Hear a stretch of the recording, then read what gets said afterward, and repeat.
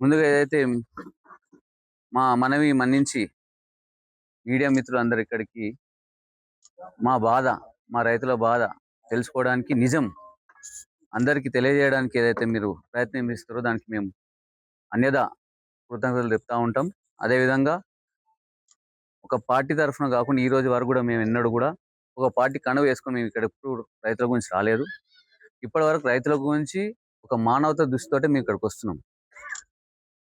అదేవిధంగా ఇవాళ ఏదైతే మా మహిళా అధ్యక్షురాలు కానీ మా ఆర్గనైజ్ కమిటీ జయసింహన్న గారు కానీ మా బీఆర్ఎస్ నాయకులు ముఖ్య నాయకులు అందరూ కూడా ఇదే పని మీద ఒక 9 days నుంచి మేము పోరాడుతున్నాం. అదంతా మీరు చూస్తూనే ఉన్నారు, మీ అన్ని మీడియాలో కవర్ అయితేనే ఉంది.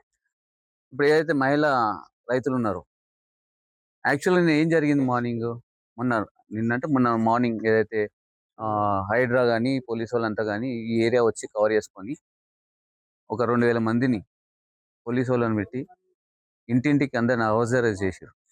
చేసిన తర్వాత మాకు కొంతమంది మహిళా రైతులు మాత్రం ఆవులకు మేతకో లేకుంటే పూలు తెంపడానికి పోయిన మహిళలని ఏదైతే పొలాలను వాళ్ళని తీసుకొని లిఫ్ట్ చేయడం జరిగింది. లిఫ్ట్ చేసినప్పుడు ఆటోమేటిక్గా ఎవరికైనా భయం అవుతుంది. మహిళను కూడా ఒక మహిళ అంటే ముసలోళ్ళు కానీ వేసేవాళ్ళు అందరిని కూడా లిఫ్ట్ చేసి నందిగామ పోలీస్ స్టేషన్కి తరలించడం జరిగింది. వీళ్ళకు ఒక రకమైన భయం అనేది మనసులో ఏర్పడింది. అరే అందరు లిఫ్ట్ చేస్తారు అని ఒక భయంతో వాళ్ళు టెంట్లో మార్నింగ్ నుంచి అట్లా కూర్చున్న వాళ్ళు తిండి లేకుండా వాటర్ లేకుండా కూడా అట్లా కూర్చున్నారు సాయంత్రం వరకు. ఆ తర్వాత కొద్దిగా కొంతమంది మరి వాళ్ళకి టెంట్లో ఉండాలని లేకుండానో ఇట్లా మమ్మల్ని ఎట్లా లేపుతలేరు, మేము ఎంతసేపు టెంట్లో ఉండాలనుకున్నారు కొంతమంది. వాళ్ళని మహిళా రైతులని కొద్దిగా ఇబ్బంది అంటే ఈ విధంగా మిమ్మల్ని రెచ్చగొడితే మహిళా రైతులు కొద్దిగా స్లోగన్స్ చేయడం జరిగింది. దానికే ఈ మహిళా రైతుల మీద మహిళా కానిస్టేబుల్ కాకుండా విత్ ఎవిడెన్స్ మా దగ్గర ఉంది. మన పోలీసు వాళ్ళు ఎవరైతే జెంట్స్ వాళ్ళు కూడా వీళ్ళ మీద చేయబట్టుకోవడం కానీ వాళ్ళని మనీ ఇచ్చిన ఖర్చు పెట్టుకొని వాళ్ళు మొత్తం రోడ్ మీద పడాలా? ఇదే జరిగింది కదా ఎయిర్పోర్ట్లో అందరికీ. మీరు ఎవరు ఎయిర్పోర్ట్లకి ఇప్పటిదాకా ఇచ్చిన భూముల రైతులు ఉండరు వాళ్ళందరూ రోడ్ల మీద ఇవ్వాలి. లేదంటే పోయి అదే ఎయిర్పోర్ట్లో బాత్రూమ్లు కడుతున్నారు, సూట్ కేసులు మోస్తున్నారు. మీరు ఏం చేశారు? 5500 ఎకరాలు తీసుకొని ఎయిర్పోర్ట్లో ఏది ఇవాళ కమర్షియల్ కాంప్లెక్స్లు, స్కూళ్ళు, హోటళ్ళు అంటే రైతులేమో మీకు భూములు ఇవ్వాలి, మీరేమో వ్యాపారం చేస్తారు అక్కడ. ఇప్పుడు కూడా ఇదే జరుగుతుంది ఇక్కడ.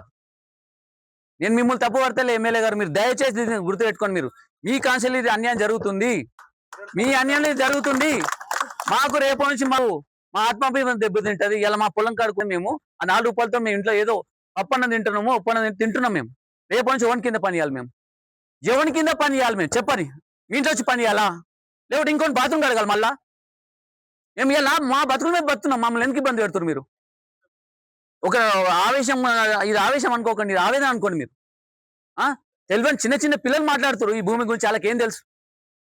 2009లో 7 ఎంతమంది నాయకులు ఇలా ఉండే నాయకులు ఎవరు తెలియదు ఎట్లాగో, ఎందుకంటే వాళ్ళు బడా వ్యాపారాలు అయిపోయారు, మంచిగా రియల్ ఎస్టేట్ చేసుకుంటున్నారు, ఫార్చునర్ కార్లు ఎక్కువ తిరుగుతున్నారు. మరి వీళ్ళేమయ్యారు? ఏ రిపోర్ట్ ఇచ్చిన భూముల రైతులు ఏమైనారు? రేపు వీళ్ళేమవుతారు? వీళ్ళు కూడా అట్లే అవుతారు. రేపు ఏమైపోతారు అంటే ఇలా పిల్లలు ఏమి ఇంటికాడ కూర్చొని ఏం పని లేక పోయి బిర్యానీ తినుకొని వస్తారు. దేశం రాకుండా ఇంకేం చేయమంటారు? ఇలా సూట్ కేసు మేళ మళ్ళీ బాత్రూమ్ కడగాల? మీరు ఇది అర్థం చేసుకోవాలి. దయచేసి ఎమ్మెల్యే గారు కానీ నాయకులకు కానీ అధికారులకు కానీ దయచేసి నేను చెప్తుంది ఒకటే, మీకు ఎంత అవసరం అంత భూమి తీసుకోండి. ఈ రైతులు ఈయనకి రెడీ కూడా. ఎందుకంటే మంచికి 4 గుంటలు ఇస్తారు, మీకు 50 ఎకరాలు కావాలంటే ఇస్తారు, 100 ఎకరాలని ఇస్తారు. కానీ 650 దేనికి? మీరు వ్యాపారం చేసుకోవడానికి మేము అంటున్నాం.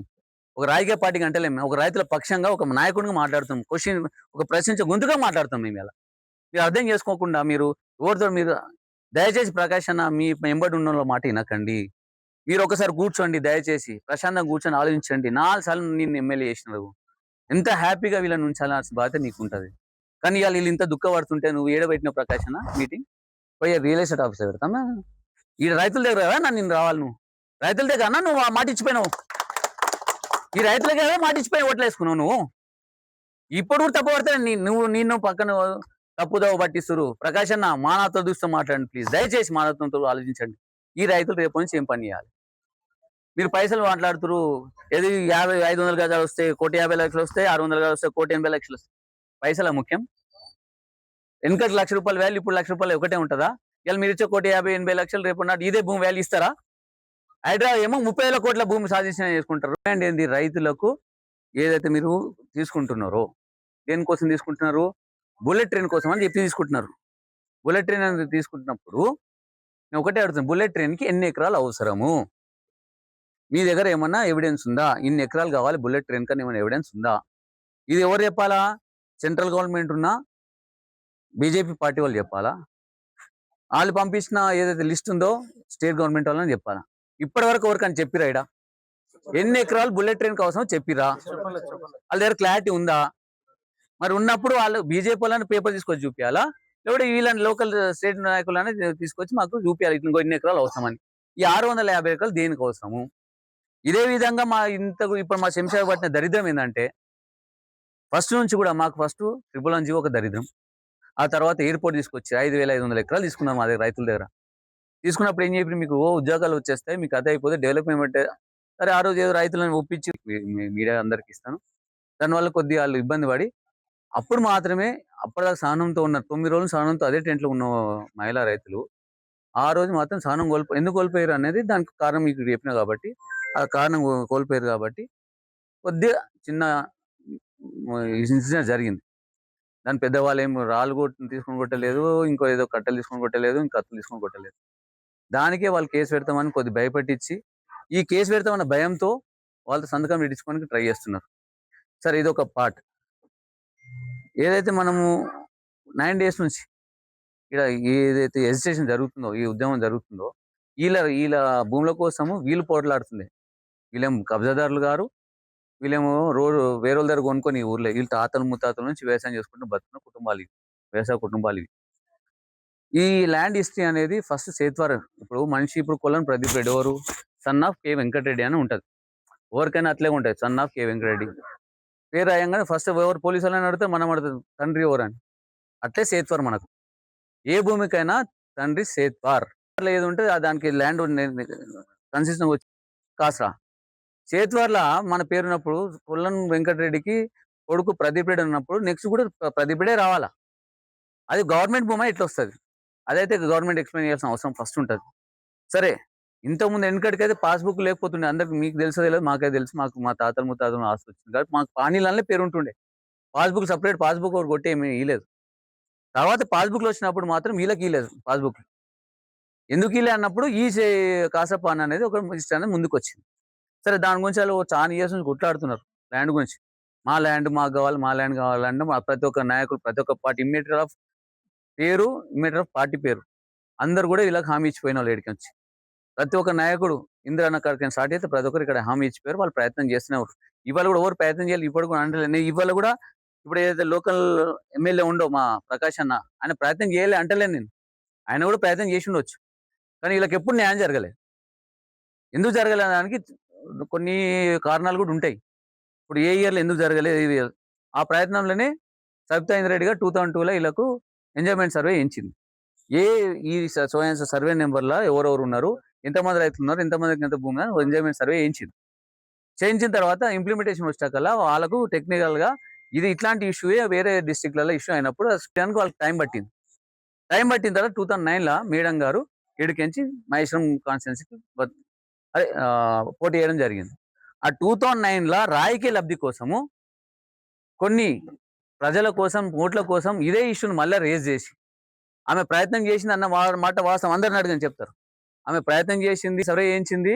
ఆ గవర్నమెంట్‌కి మేము పట్టాలు ఇప్పిస్తామని ప్రయత్నం చేసింది. కొంతమంది పట్టాలు ఇయనీకి రెడీ అయినాక కూడా ప్రాబ్లమ్ వచ్చిన తర్వాతనే ఆమె ఆగాల్సొచ్చింది. దాన్ని పట్టుకొని మేడం ప్రయత్నమే చేయలేదు. మేడం మాటిచ్చి తప్పిందని చెప్పి ఏదో మాట మాట్లాడుతుర్రు. నేను ఏ నాయకుని పేరు మాట్లాడట్లేదు. ఏ రాజకీయ పార్టీ పేరు తీయట్లేదు. కానీ మీరు నిజాలు మాట్లాడాల. నిజాలు రైతులకు చెప్పాలా. రైతులకు తెలీదా? ఈడున్నోళ్ళకు ఏం చేసిర్రు అనేది? ఓ రాజకీయ లబ్ధి కోసం ఏం యాత్ర చేసిర్రు మాకు తెలీదా? అయినా మీ ఏజ్ కాదు. ఆళ్ళని ఇయ్యాల కూడా నేను ఎవరు మన ఎమ్మెల్యే గారిని ప్రకాష్ అన్నని అన్ననే అంటాను. ఆయనకు అదే గౌరవం ఇస్తాం. క్వెషన్ మాత్రం చేస్తాం. ప్రతిపక్షంలో ఉన్నప్పుడు క్వెషన్ అనేది ఖచ్చితంగా జరుగుతది. ఇప్పుడు నువ్వు ప్రతిపక్షం లేకున్నా ఒక తండ్రి కొడుకుని అడుగుతాడు, కొడుకు తండ్రిని అడుగుతాడు అనే మాట వాస్తవం అది. క్వెషన్ అనేది ఇచ్చినంత మాత్రం మీరు రాజకీయాలు మాట్లాడడం మాత్రం తప్పు. అంత పెద్ద ఎక్స్‌పీరియన్స్ ఉన్న అంత పెద్ద మనిషిని మీరు ఒక చిన్న చిన్న పిల్లలతోటి మీరు మాట్లాడిస్తుర్రు. సరే వాళ్ళ విజ్ఞతకు నేను వదిలేస్తా. వాళ్ళు రాజకీయాలు మాట్లాడితే వాళ్ళు ఇంకా దిగజారి మాట్లాడతారు. అది దిగజారి మాట్లాడితే మేము పడే స్టేజ్‌లో లేము. మాది ఆ స్థాయి కాదు. మేము ఒకటే విషయం చెప్తున్నాం. మేము సబ్జెక్టే మాట్లాడుతాం. రెడ్డి గారు అందరూ కొట్లాడిన తర్వాతనే కంపెన్సేషన్ పెంచి మంచి ఒక పోరాడిన తర్వాతనే ఇలా రైతులకు మంచి కంపెన్సేషన్ వచ్చింది. వాళ్ళు వేరే దగ్గర కొంతమంది తెలివి ఉన్నోళ్ళేమో భూములు కొన్నారు. తెలివి ఉన్నోళ్ళు ఖర్చు పెట్టుకొని కార్లు కొన్నారు. అది జరిగింది. జరిగినాక ఏమైంది? ఇప్పుడు వాళ్ళు ఏమైపోతారంటే ఎప్పుడైతే మనీ ఇస్తారో, చిన్న వాస్తవాలు చెప్తాను. మీరు వాస్తవాలు గుర్తించాలి మీరు. మీరు డబ్బులిస్తారు. ఓకే. మాకు డబ్బులిస్తారు. ఇప్పుడు ఇదే రైతుకు ఒక రైతున్నాడు. ఎక్స్‌వైజెడ్ రైతున్నాడు. పొద్దున్న లేస్తాడు, పొలం కాడికెళ్తాడు, పూలు తెంపుకుంటాడు. ఓ బర్రెనో, ఆవో ఉంటే దానికి మేతేస్తాడు, పాలు తీసుకుంటాడు, పోయి జీవనాధారం చేసుకుంటాడు. ఇవాళ నువ్వు ఏం చేస్తున్నావు? ఏదైతే నిన్న నేను విమర్శించే క్వెషన్ అడుగుతున్నాను. ఇదే ఎమ్మెల్యే గారు నిన్న ప్రెస్ మీట్ పెట్టిర్రు. ఎవరితో పెట్టిర్రు? రైతులతో పెట్టిర్రా ప్రెస్ మీట్? ఇదెక్కడ న్యాయం ఉంటది? ఎంతవరకు కరెక్ట్ ఇది? దయచేసి మీరు ప్రకాష్ అన్నని గాని లేకుంటే ఇంకో విషయం ఏదైతే బీజేపీ నాయకులు నేను వాళ్ళని విమర్శించడానికి ఇక్కడ కూర్చోలేదు. రాజకీయం చేయడానికి ఇక్కడ కూర్చోలేదు. కానీ మీ బాధ్యత కూడా ఉంది. మీరు కూడా చెప్పాల్సిన అవసరం ఉంది. మీరు కూడా ఆన్సర్ ఇవ్వాల్సిన అవసరం ఉంది. మీరు ఏ విధంగా అయితే ఇప్పుడు బుల్లెట్ రైలు శాంక్షన్ చేసిరో ఈడ ఎన్ని ఎకరాలకు చేసిరు? ఇదే ప్లేస్ ఎందుకు చేసిరు? పోనీ చేసిరు, ఇదే ప్లేస్ మీకు ఫీజబుల్గా ఉంది అనుకుందాం, ఓకే. కన్వీనియంట్గా ఉంది, ఓకే, చేసుకోండి. కానీ రైతులతో కూర్చోబెట్టి మాట్లాడాల్సిన బాధ్యత లేదా మీకు? ఇక్కడ అధికారం ఎవరున్నారు? ఎంపీ, బీజేపీ ఎంపీ ఉన్నాడు కదా, 8 మంది ఎంపీలు ఉన్నారు కదా, ఇప్పుడు పార్లమెంట్ సెషన్ నడుస్తుంది కదా, మీరు కనుక్కోండి. మీరే దానికి సంబంధించిన ఒక మినిస్టర్ ఉంటాడు, ఆ మినిస్టర్ దగ్గరికి పోయి ఎన్ని ఎకరాలు కావాలి, ఎన్ని ఎకరాలు ఇస్తున్నారు అనేది, ఈ విధంగా రైతులు ఇబ్బంది పడుతున్న విషయం చెప్పండి. చెప్పిన తర్వాత 4 రోజులు ఆపండి, ప్రాజెక్ట్ ఆపండి, అలా న్యాయం జరగనియండి, డిస్కస్ చేయండి. ఒక జేఏసీ ఎవరైతే ఉన్నారో వ్యాపార వాళ్ళతో పాటు కూర్చొని పెడుతున్నారు. ఇది వాస్తవం. వాళ్ళు ఈ భూమికి ధర కడుతున్నారు, మనిషికి ధర కడుతున్నారా మీరు?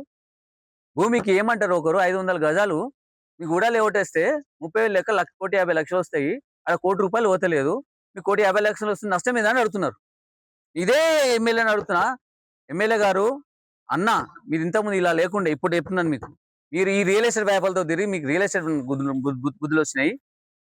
ఇవాళ మీరు భూమి ధర కట్టారు కదా, ₹1,00,00,000 ఇక్కడ ధర ఇస్తారా ఎవరన్నా? ఎకరాకి ఈ ఏరియాలో ఏదైనా ₹1,00,00,000 దొరుకుతా? కోటి ఇచ్చి పెట్టు, 1,50,00,000 దొరుకుతుందా?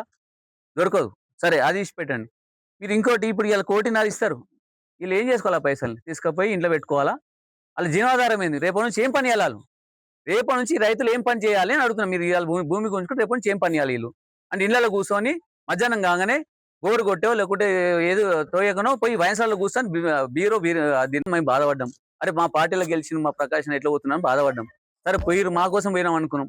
మరి మా కోసం పోయినామా, వ్యాపారస్తుల కోసం పోయినామా? నాకైతే ఇప్పటికి అర్థమవుతుంది. మాకు దయచేసి దీన్ని కూడా మీరు క్లారిటీ అండ్ ప్రకాశం ఇంకా 2.5 years ఉంది, ఏమీ జరగలేదు ఇప్పటికన్నా. మీ 4 ఏళ్ళు, మీకు 4 టర్మ్ అంటే 20, ఇప్పటికి 6 ఏళ్ళన్నర టైం మీరు ఎమ్మెల్యేగా ఉంటారు ఈ ఏరియాకి. దయచేసి మీరు కూర్చొని నాకు ఇంత అధికారం ఇచ్చిరు, ఒక ప్రివిలేజ్ ఇచ్చిరు, ఒక ఎమ్మెల్యేగా చూసిరు, నా నాయకుని చూసిరు, నేను ఆలకేం చేసిన ఒకసారి మంచి ప్రశాంతంగా మీరే కూర్చొని ఆలోచించుకోండి. మీ మనసాక్షి చెప్తాను మీరు కరెక్ట్ చేస్తారో తప్పు చేస్తారు. నేను ఇవాళ ఓపెన్ చెప్తున్నాను, ప్రకాష్ అన్న ఇలా మాట వినకండి, మీ మనసు మాట వినండి. మీ మనసు ఏం చెప్తుంది? మీరు కరెక్ట్ చేసిన అనుకుంటారా? అయితే ఓకే, మీరు ప్రమాణంగా రేపు చెప్పండి, నా మనసాక్షి చెప్తుంది ఈ రైతులకు న్యాయం జరిగిందని చెప్పండి. రేపు ఈ రైతులకు ఇది న్యాయం అని చెప్పండి. వాళ్ళు మీరు రోడ్ల మీద వేసేసి నువ్వు పైసలు నెత్తిన కొడితే కూర్చుంటారు, నాయకులు కూర్చుంటారు, అధికారులు కూర్చుంటారు, అందరూ కూర్చోం. ఒక సామరస్యంగా పోవాల్సిన ఇష్యూ, ఎందుకంటే ఇది చాలా సెన్సిటివ్ అయిన ఇష్యూ అన్న. మీరు దయచేసి అర్థం చేసుకోండి, రైతుల గురించి అర్థం చేసుకోండి. రైతుల బాధ, భూమి అనేది ఒక సెంటిమెంట్, వాళ్ళకు ఒక ఎమోషన్. అది నువ్వు ఎమోషన్ దెబ్బ తీసుకుంటా ఇవాళ వాళ్ళ నిన్ను ఎంత ఇబ్బంది పెడుతున్నావు. ఇవాళ 9 days అండ్ 10 days ఏమన్నా వచ్చిన వీడికి ఒక అధికారి వచ్చిండా? ప్రతిపక్ష నాయకులు రాకు డోర్ సార్ క్వశ్చన్ ప్రశ్నించాలి ఎవరు? మరి ఇప్పటికూ ప్రశ్నించి మేమే కదా. మేము జనంలో కూర్చొని రైతులతో కూర్చొని మాట్లాడుతున్నాం, నువ్వు ఏడ కూర్చొని మాట్లాడుతున్నావు? నువ్వు రియల్ ఎస్టేట్ పేపర్లతో మధ్యలో కూర్చొని మాట్లాడుతున్నావు. తేడా లేదా నా ప్రకాశ్ అన్న? మీకు మీరు ఎప్పుడు ఈ విధంగా చేంజ్ చేయారు చెప్పండి? మిమ్మల్ని నమ్మే కలగట్లేదు ప్రతిసారి. ప్రాజెక్ట్ ప్రకాశ్ అన్న కూడా సతాంచాడు, ప్రకాశ్ అన్న మంచోడు అనుకుని చేశారు కదా మీ కోట్లు. మరి ఇలా ఏం చేస్తున్నావు ప్రకాశ్ అన్న? నువ్వు ఏంది ఆ జీవనాధారం ఏంది అంటున్నా? వాళ్ళకి ఏం పని రాదు, ఏం పని చేయాలి? బాత్రూమ్ కడగాలా లేకుంటే సూట్ కేసు వేయాలా? ఎందుకు మా బాధ అర్థం చేసుకోవట్లేదు? దయచేసి ఈ విషయంలో మీకు ఖచ్చితంగా క్లారిటీ ఇవ్వండి. బీజేపీ నాయకులు కూడా చెప్తున్నాం, దయచేసి పార్లమెంట్ నడుస్తుంది, కొన్ని రోజులు ఆపండి. ఈ ఇష్యూ తేలిన దాకా మళ్ళీ ఒక జేఏసీ లాగా ఏదైనా ఇష్యూ అందరూ సామరస్యంగా కూర్చొని మాట్లాడండి. ఇట్లా అద్రంగంగా రాత్రిపూట వచ్చి 4 గంటలకు వచ్చి దొంగలాగా మాత్రం భూమి తీసుకోండి. ఏమైతే భూమి ఎత్తుకపోరు కంచెనే వేసి మీరు భూమి అయితే ఎత్తుకపోరుగా, దాని మీద మళ్ళీ న్యాయ పోరాటం మేమే చేస్తాం. ఎందుకంటే వీళ్ళు ఎట్లా న్యాయ పోరాటం చేయరు, ఎందుకంటే వీళ్ళు పోతేనేమో సెంట్రల్ గవర్నమెంట్ తిరుగుతుంది, స్టేట్ గవర్నమెంట్ వీళ్ళని తిరుగుతుంది. కానీ మీ ప్రతిపక్షంలో మాకు బాధ్యత ఉంది, ఖచ్చితంగా మేము న్యాయ పోరాటం చేస్తాము, దీన్ని స్టే తీసుకొస్తాము, మా జరిగింది మేము చేస్తాం. ఇవాళ కూడా చెప్తున్నాం ప్రతి ఒక్క రైతుకి చెప్తున్నాం, మేము అండగా నిలబడతాం. ఈ రాజకీయం మాట్లాడతలేము, కొట్లాడతాం. అయితే తర్వాత సంగతి అంటే ఏ అయితే లేదా అని చెప్పి ఇష్టపెడతాం, మేము ఇష్టపెట్టాం కదా, పోరాటం అయితే వేయాల్సిందే కదా. ఆ పోరాటం ఖచ్చితంగా చేస్తాం. దయచేసి మీడియా మిత్రులు ఈ నిజాలు ఈ వాస్తవాలు ఖచ్చితంగా ప్రకాష్ అన్నకు, గవర్నమెంట్ కి, బీజేపీ నాయకులకు అందరికి తెలుస్తాడు. దయచేసి ఈ ఒక్కసారి మాత్రం ఖచ్చితంగా దీన్ని కవర్ చేయండి, వాస్తవాలు తెలియజేయండి ప్లీజ్, దయచేసి. Thank you. మీడియా మిత్రులకు నమస్కారం. నిజంగా ఈరోజు జరిగిన విషయం మధురాలు ఇంత భూకాండ అంటే నిజంగా ఉన్న గవర్నమెంట్ అర్ధరాత్రి రైతులని హింసపెట్టి ఇంట్లో కూర్చోబెట్టి లాక్కోవడం అనేది దీనంత దౌర్భాగ్యం ఏదున్నది నిజంగా చెప్పాలంటే. వాస్తవానికి ఏదైనా సరే మనం యాజ్ పర్ మన ఇండిపెండెన్స్ వచ్చిన తర్వాత కాన్స్టిట్యూషన్ ఆఫ్ లా ఏం చెప్తుందండి ఈరోజు చెప్తాను. మీరు చదువుకున్న వాళ్ళు ఉంటే బేసిక్ సెన్స్ ఉండాలి.